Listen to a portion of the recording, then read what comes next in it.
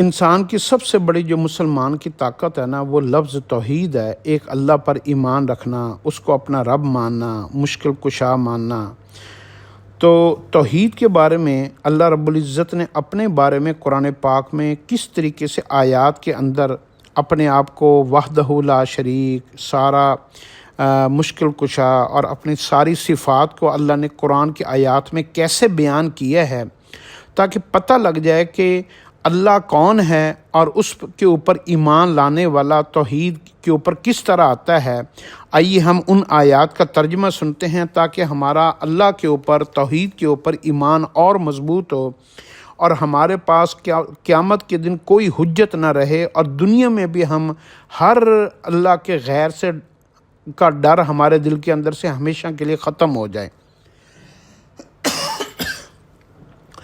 قرآن پاک میں اللہ پاک فرماتے ہیں، اللہ تعالیٰ کے سوا کوئی عبادت کے لائق نہیں، اللہ ہی واحد معبود ہے، اللہ کا کوئی ہم پایا نہیں، اللہ کے سوا کسی کی عبادت نہیں کرنی چاہیے اور نہ اس کے ساتھ کسی کو شریک بنانا چاہیے، صرف اسی سے مدد مانگی جائے، وہی ہنساتا اور رلاتا ہے، وہی شفا بخشتا ہے، وہی دولت اور غربت دیتا ہے، وہی زندہ کرتا اور مارتا ہے، شعراء کا رب بھی وہی ہے، وہی رزق دینے والا ہے، اس کے سوا زمین و آسمان میں کوئی رزق دینے والا نہیں، وہی رحموں میں مختلف شکلیں بناتا ہے، وہی سورج مشرق سے نکالتا ہے، وہی بادشاہی دیتا اور چھینتا ہے، وہی بارش برساتا ہے، وہی عزت و ذلت دینے والا ہے، رات دن میں کم و بیشی بھی وہی کرتا ہے، زندوں سے مردے اور مردوں سے زندہ وہی نکالتا ہے، رحموں میں کیا ہے، کون کہاں مرے گا اور کل کیا کرے گا، یہ باتیں اللہ کے سوا کوئی نہیں جانتا، سب کا معبود ایک ہے، زمین میں بھی اللہ ہی معبود ہے اور آسمانوں میں بھی۔ قوم عاد، سمود اور قوم نوح اور الٹی ہوئی بستی والے ظالموں کو اسی نے ہلاک اور برباد کیا۔ ساری کی ساری قوتیں اور طاقتیں صرف اللہ کے ہاتھ میں ہیں، سارے معاملات اللہ کے ہاتھ میں ہیں، ساری بڑائیوں کا مالک صرف اللہ ہے، ساری بھلائیاں اسی کے قبضے میں ہیں، ساری عزتوں کے مالک صرف اللہ ہیں، مدد صرف اللہ کی طرف سے ہوتی ہے، حکم صرف اللہ کا چلتا ہے،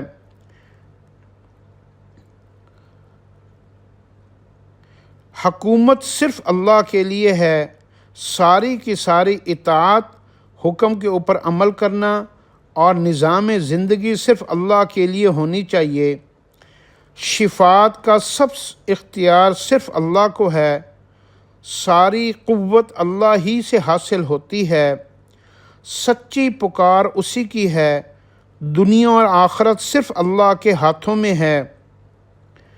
اگر تمہاری طرف سے خدا کی دعا و پکار نہ ہو تو پھر اسے تمہاری کیا پرواہ، ہر طرف سے کٹ کر شرک کیے بغیر صرف خدا کی عبادت کی جائے اور بتوں کی ناپاکی سے پرہیز کیا جائے۔ اللہ کے سوا کوئی بچانے والا نہیں، اللہ کے سوا کوئی گناہ بخشنے والا نہیں، اللہ کے سوا کوئی سفارشی، حمایتی، دوست یا مددگار نہیں۔ ابراہیم علیہ السلام مشرک نہیں تھے، حنیف و مسلم تھے۔ خدا سے ڈرا جائے، کسی اور سے نہ ڈرا جائے۔ زمین و آسمان کی ہر چیز اللہ کی ہے، اچھائی اور برائی ہر ایک اللہ کی طرف سے ہے، البتہ اس کا سبب انسان کا اپنا نفس ہو سکتا ہے۔ اللہ ہی کام بنانے والا کافی ہے، صرف اللہ پر بھروسہ کرنا چاہیے۔ علام الغیوب صرف اللہ کی ذات ہے، اللہ کے سوا کون ہے جو کھوئی ہوئی بینائی، شنوائی یا عقل کو واپس لے آئے؟ اگر کوئی تکلیف پہنچائے تو کوئی اٹھا نہیں سکتا، اور جب بھلائی پہنچائے تو کوئی روک بھی نہیں سکتا۔ اللہ جسے آزمانا چاہے تم کچھ نہیں کر سکتے۔ بروں کو ان کی جزا سے اللہ کے ہاتھوں کوئی بچانے والا نہیں۔ جسے اللہ گمراہ کرے اس کا کوئی حمایتی و ہادی نہیں ہو سکتا۔ خالق و مخلوق برابر نہیں ہو سکتے۔ اگر پانی گہرائی میں جا کر غائب ہو جائے تو بہنے والا پانی خدا کے سوا کون لائے گا؟ اگر وہ تمہارے رزق کو روک لے تو کون ہے جو رزق دے سکے؟ رب وہ اللہ ہے جس نے انسان کو مٹی سے پیدا کیا اور اسے پورا مرد بنا دیا۔ رب وہ ہے جو زمین و آسمان سے رزق دیتا ہے، مردوں سے زندہ اور زندوں سے مردے نکالتا ہے، کانوں اور آنکھوں کا مالک ہے، کاموں کا مدبر ہے، اس کے بعد جو کچھ بھی ہے گمراہی ہے۔ زمین و آسمان سے رزق بہم پہنچانے والا، شنوائی بینائی کا مالک، مردے سے زندہ اور زندے سے مردہ نکالنے والا، تمام امور کی تدبیر کرنے والا جب اللہ ہی ہے تو اس کے بعد کسی کو ماننا سراسر گمراہی ہے۔ رب وہ ہے جس نے زمین و آسمان، دن رات اور جو کچھ ان کے اندر ہے اور انسانوں کو پیدا کیا، ہر چیز کو انسان کا مسخر بنا دیا۔ اللہ ہی تمام اولین و آخرین کا رب ہے۔ ہر پیغمبر نے اپنی قوم کو سب سے پہلے توحید کی تبلیغ کی۔ مسلمانوں کا ولی اور حمایتی صرف اللہ ہے۔ دن رات بندے کی حفاظت کرنے والا بھی اللہ ہی ہے، کوئی اور نہیں۔ زمین و آسمان کی ہر چیز، خوشی ناخوشی، اس کے سامنے سجدہ ریز ہے۔ ہر چیز اس کی تسبیح کر رہی ہے اگرچہ ہم نہیں سمجھ سکتے۔ شمس و قمر، ستارے، پہاڑ، چوپائے، غرض زمین و آسمان کی ہر چیز اور بہت سے انسان بھی اسی کے سامنے سر بسجود ہیں۔ اللہ ہی حق ہے، اس کے سوا جن کی پوجا کرتے ہیں سب باطل ہیں۔ زمین و آسمان میں بڑائی اسی کی ہے۔ اگر اللہ تعالیٰ رات کو قیامت تک پھیلا دے تو کون اس کے سوا ہے جو تمہیں روشنی مہیا کر سکے؟ اور اگر وہ دن کو قیامت تک طویل کر دے تو اس کے سوا کون ہے جو تمہارے سکون و آرام کے لیے رات لے آئے؟ یہ محض اس کی رحمت ہے کہ اس نے سکون کے لیے رات اور تلاش رزق کے لیے دن بنا دیا۔ حضرت یعقوب علیہ السلام کی اولاد نے ان کی وصیت پر عہد کیا کہ ہم سب ایک معبود کی عبادت کریں گے۔ ہر پیغمبر اپنی یا ملائکہ کی بجائے اللہ تعالیٰ کا بندہ بن کر رہنے کی تاکید کرتا ہے۔ زمین و آسمان کی بادشاہی صرف اللہ کے لیے ہے۔ صرف ایک اللہ کا ہو کر رہا جائے، اس کے ساتھ کسی کو شریک نہ بنایا جائے، یہی دین فطرت ہے۔ کچھ لوگوں کو صرف اس لیے گھروں سے نکال دیا گیا کہ انہوں نے کہا ہمارا رب اللہ ہے۔ توحید فطرت انسانی میں داخل ہے جو کبھی بدل نہیں سکتی۔ خدائے واحد کی عبادت کا تقاضا ہے کہ کسی اور کو سجدہ نہ کیا جائے۔ جن کے ایمان میں ظلم کی ملاوٹ نہ ہوگی انہیں امن حاصل ہوگا اور وہ ہدایت یافتہ ہوں گے۔ اگر وہ مدد کرے تو کوئی غالب نہیں آ سکتا، اور اگر وہ مدد چھوڑ دے تو کوئی مدد نہیں کر سکتا۔ مشرق و مغرب اسی کا ہے۔ زمین و آسمان میں اللہ کے سوا کوئی غیب نہیں جانتا۔ جس پر اللہ لعنت کر دے اس کو کوئی مددگار نہیں ملے گا۔ قیامت کے دن اسی کی بادشاہی ہوگی۔ زمین و آسمان کی وراثت صرف اللہ کے لیے ہے۔ قیامت کا علم صرف اللہ کو ہے۔ سب اس کے مطیع اور بندے ہیں۔ اللہ ہی ہادی، حمایتی اور مددگار کافی ہے۔ اللہ کی ذات کے علاوہ ہر چیز باطل اور فنا ہو جانے والی ہے۔ زمین و آسمان کی ملکیت و بادشاہت اسی کی ہے۔ اللہ کے سوا کوئی حمایتی مددگار نہیں، سلطنت میں اس کا کوئی شریک نہیں۔ زمین و آسمان کی چابیوں کا وہی مالک ہے۔ تمام آسمان اور ہر چیز اس کے محتاج ہیں اور سوالی ہیں۔ اس کے سوا کوئی جائے پناہ نہیں۔ زمین و آسمان کے خزانے اللہ ہی کے ہیں۔ زمین و آسمان کے لشکر اللہ ہی کے ہیں۔ خدا کے لشکروں کو اس کے سوا کوئی نہیں جانتا، اسی پر ہر چیز کا مدار ہے، اسے کوئی عاجز نہیں کر سکتا، اللہ ہی کی بات بلند ہے، اس کی باتوں کو کوئی بدلنے والا نہیں، اللہ سے بہتر حکم کرنے والا کون ہو سکتا ہے؟ وہ پناہ دیتا ہے مگر اس سے کوئی نہیں بچا سکتا۔ اطاعت و فرما بردار صرف اسی کے لیے ہونی چاہیے، وہ کسی کا محتاج نہیں۔ اللہ وہ ہے جو زمین و آسمان کا خالق ہے، آسمان سے بارش نازل کر کے بارونق باغات اگاتا ہے، جس نے زمین، پہاڑ، نہریں، انمول میٹھے اور کھارے پانی کے سمندر بنائے، جو مجبور لاچار کی فریاد سنتا اور تکلیف کو دور کرتا ہے، جو بحر و بر کی ظلمتوں میں راہ سجھاتا اور ہوائیں چلاتا ہے، جس نے ابتدائے تخلیق کی اور پھر اس کے اعادہ کا نظام قائم کیا، جو زمین و آسمان سے رزق دیتا ہے، جو زمین و آسمان کی چھپی باتیں جانتا ہے۔ کیا ان صفات و اختیارات کے مالک خدا کے علاوہ کوئی اور بھی معبود ہے؟ کوئی دلیل پیش کرو۔ اللہ وہ ہے جو چاہتا ہے پیدا کرتا ہے اور پسند کرتا ہے۔ اگر وہ رات کو دائمی بنا دے تو کوئی روشنی نہیں لا سکتا، ظاہر و باطن کا جاننے والا ہے۔ اگر وہ دن کو دائمی بنا دے تو کوئی رات نہیں لا سکتا۔ کیا ایسی صفات کا کوئی اور ہے جسے معبود بنایا جائے؟ اللہ وہ ہے جس نے تمہیں میں سے تمہارے جوڑے پیدا کر کے ان کے دلوں میں محبت ڈال دی، زمین و آسمان، مختلف رنگتیں اور زبانیں پیدا کیں، سونے کے لیے رات اور کام کے لیے دن بنایا، آسمان سے پانی نازل کر کے زمین کو ہرا بھرا کر رکھا ہے۔ کیا ایسی صفات کا کوئی اور ہے جسے معبود مانا جائے؟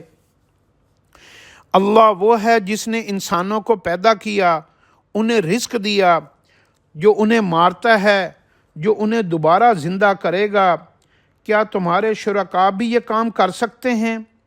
اللہ وہ ہے جس نے بغیر ستونوں کے آسمان کو بنایا، زمین کو زلزلے سے بچانے کے لیے پہاڑ بنائے، ہر طرح کے جانور پیدا کیے، آسمان سے پانی برسا کر مختلف قسم کے پھل پیدا کیے۔ تمہارے معبودوں نے کیا بنایا ہے؟ اللہ وہ ہے جس نے زمین و آسمان کو پیدا کیا، دن کو گردش پر لگا دیا، سورج اور چاند کو ایک مدت کے لیے کام پر لگا دیا، تمہیں ایک جان سے پیدا کر کے جوڑے بنائے، تمہارے لیے 8 قسم کے مویشیوں کے جوڑے بنائے، تمہیں ماؤں کے پیٹوں میں 3 ظلمتوں کے اندر پیدا کیا۔ یہ ہے وہ اللہ جو تمہارا رب اور بادشاہ ہے۔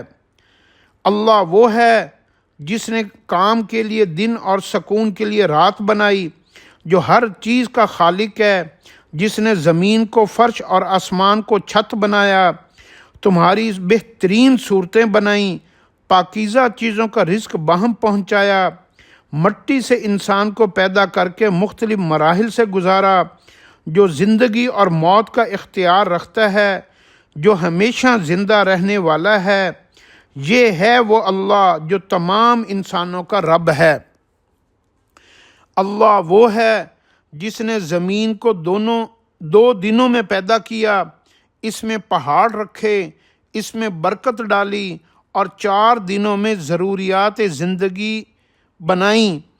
پھر آسمان کو جو دھوئیں کی صورت میں تھا اور زمین کو فرما بجا آوری کا حکم دیا جسے وہ بجا لائے۔ 2 دن میں انہیں 7 کی تعداد میں مکمل کیا، اسے ستاروں سے سجایا، ہر آسمان میں اس کا حکم اتارا۔ یہ ہے رب العالمین۔ کیا ایسے خدا کے حریف و شریک ٹھہراتے ہو؟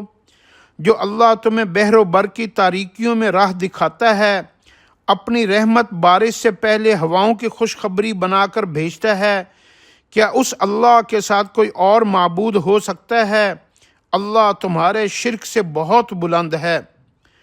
صف باندھ کر اڑتے اور پر بند کر کے جھپٹتے پرندوں کو صرف وہی تھامتا ہے، خدائے واحد کی پرستش کسی جگہ ممکن نہ ہو تو وہاں سے منتقل ہو جانا ضروری ہے۔ معاش کی آزمائشوں سے ڈر کر بھی خدائے واحد کی پرستش ترک نہ کی جائے۔ جو اللہ جانوروں کو رزق دیتا ہے انسان کو بھی دے گا۔ تمہاری دعا پر اگر وہ چاہے تو تمہاری تکلیف کو وہی دور کرتا ہے، اور ایسے موقعوں پر تم اپنے شرکاء کو بھول جاتے ہو۔ اگر وہ تمہاری سنوائی، بینائی اور بصیرت چھین لے تو کون ہے جو چیزیں واپس لا دے؟ غیب کی چابیوں کو صرف وہی جانتا ہے۔ اللہ ہی رات کو تمہاری روح قبض کرتا ہے۔ اللہ کی راہ صحیح ہے۔ اللہ کا حکم ہے کہ اس کے سوا کسی کی عبادت نہ کی جائے، اور یہی صحیح دین ہے۔ اللہ ہی بے کس کی فریاد سنتا، تکلیفوں کو دور کرتا اور تمہیں ایک دوسرے کا جانشین بناتا ہے۔ کیا اس اللہ کے سوا کوئی اور معبود بھی ہے؟ لیکن تم بہت کم نصیحت پکڑتے ہو۔ جو اللہ مخلوق کی ابتدا کرتا ہے پھر اس کا ارادہ کرتا ہے، جو تمہیں زمین و آسمان سے رزق دیتا ہے، کیا اس کے ساتھ کوئی اور معبود ہو سکتا ہے؟ سچے ہو تو دلیل لے کر آؤ۔ جس اللہ نے زمین و آسمان کو پیدا کیا، آسمان سے پانی اتارا، پھر اس سے با رونق باغات اگائے، تم ان میں سے ایک درخت بھی نہیں اگا سکتے۔ کیا اس اللہ کے ساتھ کوئی اور بھی معبود ہو سکتا ہے؟ لیکن تم پھر بھی اس کے ساتھ دوسروں کو برابر قرار دیتے ہو۔ جس اللہ نے زمین کو جائے قرار بنایا، اس کے اندر دریا بہائے، اس میں پہاڑ کھڑے کر دیے اور دو سمندروں کے درمیان روک بنا دی، کیا اس اللہ کے ساتھ کوئی اور معبود ہو سکتا ہے؟ لیکن تمہاری اکثریت نادان ہے۔ سبحان اللہ۔ اللہ رب العزت کی تعریف کے قرآن پاک کے اندر یہ جو آیات کا ترجمہ ہے، اللہ کی یہاں سے عظمت، بڑائی، کبریائی، اس کی شان، اس کی طاقتیں، اس کی حمد و ثنا، اس کی ساری قدرتیں انسان کو پتہ لگتی ہے کہ اللہ کتنی بڑائیوں کا مالک ہے۔ تو اللہ کی آیات کے ترجمے کو سن کر، پڑھ کر، سمجھ کر اگر انسان اس کے اوپر یقین اس کا بن جائے تو انسان اتنا مضبوط، طاقتور بن جائے، کیونکہ انسان اللہ کی مخلوق ہے، اور جب اپنے خالق کی یہ ساری صفات کو سنتا ہے تو وہ اللہ کی طاقتوں میں سے اس کو طاقت ملتی ہے، اللہ کی عظمتوں میں سے اس کو عزت ملتی ہے، اللہ کی بڑائیوں میں سے اس کا نام بلند ہوتا ہے، اور اللہ کی وہ صفات جو میں سے اس کو حصہ ملتا ہے۔ تو اللہ کی عظمتوں کو خود بھی سیکھا کریں، اپنی گھر والوں کو بھی سکھایا کریں، بچوں کو بھی سکھایا کریں۔ آج ہم اپنے بچوں سے کہیں نا مجھے اللہ کی عظمت کے چند فکرے بتا دو، تو اسے دنیا کے ہر چیز کے بارے میں پتہ ہوگا، لیکن اللہ کی بڑائی کے بارے میں وہ ایک فکرہ بھی نہیں بتا سکتا۔ تو یہ ہمارے لیے شرم کی بات ہے۔ تو اس طریقے سے اللہ کی عظمت کو آپ قرآن پاک کے ترجمے سے سن کر بچوں کو ضرور سنائیں، اور آگے بھی اس کو شیئر کریں۔